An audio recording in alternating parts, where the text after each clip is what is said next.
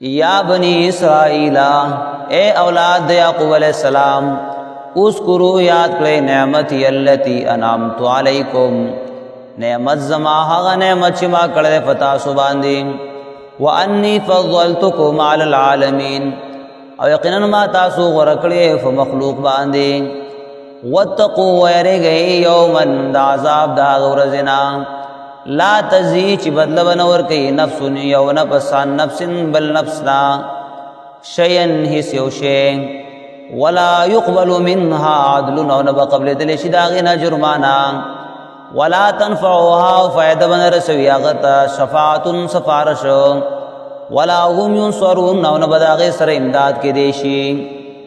وَإِذِ ابْتَلَى إِبْرَاهِيمَ او کله چې امتحان وکړو په ابراهيم عليه السلام باندې ربه رب دد بکلمات فیسو کارون سرا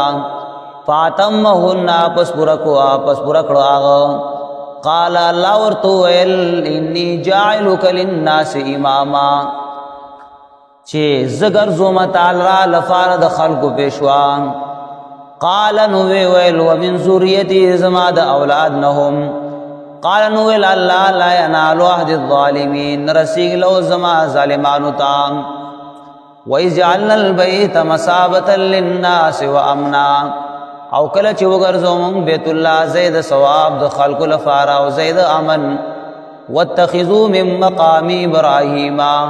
ونسي زید ودریدو د ابراهيم عليه السلام مصلى زید مانزو واحدنا الى ابراهيم او حکم کړو ابراهيم عليه السلام تا او اسماعیل عليه السلام تا ان طهر بیتیا چې پاک کړو کور زما للطائفین لفار طواف کوونکو والعاکفین او اعتکاف کوونکو والرکع السجود او رکوع او سجده کوونکو دفاران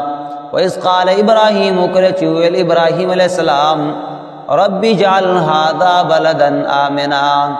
اے زما رب وګرځوا دا خار امن والا ورزق اهله خوراک ورکا اهل دیتا من الثمرات دمیونا من اغه چاتا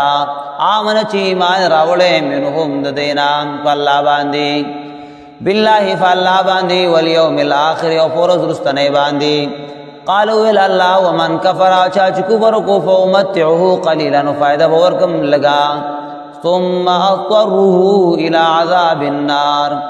بیا و مجبور کم دلرا عذاب دورتا وبئس المصير او بزید اگر زیدو دے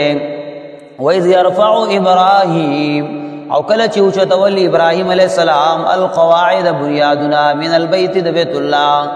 واسماعيل عليه السلام ربنا تقبل منا دعوا اے رب اے زمون ربا قبول کی زمون غنا انك انت السميع العليم یقین خاص قبل ان کے فیدن کے ربنا اے زمون ربا وجعلنا مسلمین لك او غردوا مونگا تابعدار سالفاران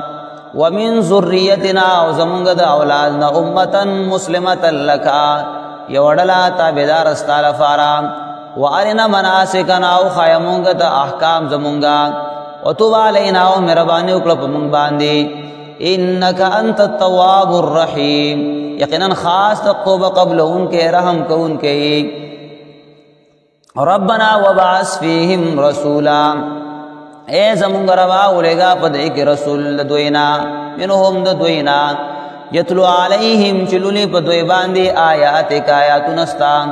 ويعلمهم الكتاب خودن کیدې ته کتاب والحکمت او سنت ويزکیهم او فاکید لدوی لرا انك انت العزیز الحکیم یقینا خاص غالب او حکمت والای